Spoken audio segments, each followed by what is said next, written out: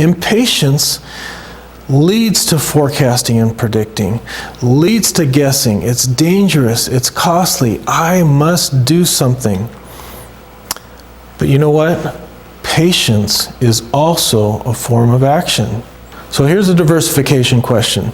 What does the unseasoned investor want to do after, not before, they see one asset class outperform the other? In this case, it's US versus international. Yeah, of course. They want to sell what's low and they want to chase what's hot and buy what's hot. That's what the unseasoned investor wants to do. Well, here's another question. What do seasoned investors want to do? What does the prudent and seasoned investor want to do? What am I going to do with my money? I'm going to rebalance my portfolio. I'm going to sell a little bit of what's hot and buy a little bit of what's down. Now, everybody knows it's better to buy low and sell high, but nobody, or few, I shouldn't say nobody, few want to do it.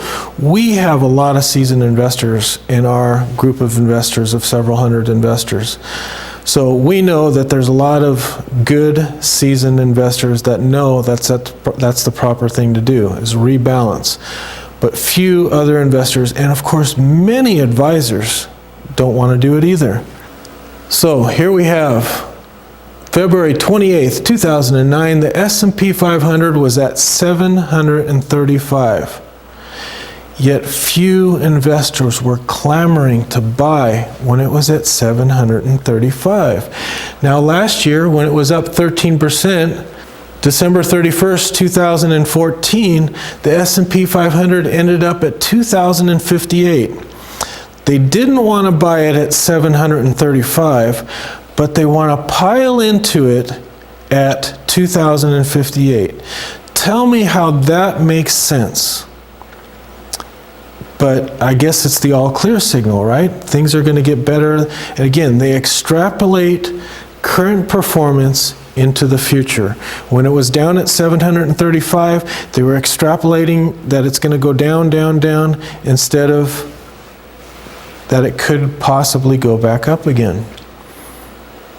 So let me show you how often large cap growth, let's say it's a proxy for the S&P 500, is up. You can see here on the chart that you're looking at on the screen, in 1996, large cap was near the top, or at or near the top, 1998, 1999, 2007, 2009, and then 2010, 2011, and 2013. And when this chart gets updated for 2014, you're going to see large cap growth at or near the top again. But check this out. Just as many times, or often as many times, it's at or near the bottom. So in 2000, in 2001, and 2002, 3 miserable years in large cap growth. 2004, 2006, 2008 was a terrible year for large cap growth. So when you see outperformance, you have to remember not to chase it, because it can actually go down just as fast as it's gone up. So here's a diversification question again. Have there been times when a prudent diversified portfolio outperforms the S&P 500? Absolutely. Sure has. Question number 2. Which portfolio has more volatility and risk?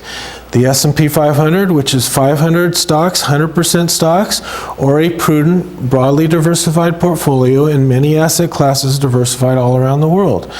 I think you guys know the answer to that.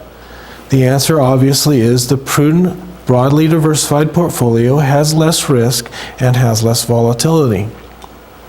Diversification question. What would the seasoned investor do if they wanted to increase their potential return?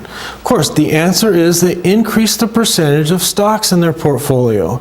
Not to chase the latest, hottest asset class, but all you do is you increase the percentage of stocks. That's what the prudent investor would do.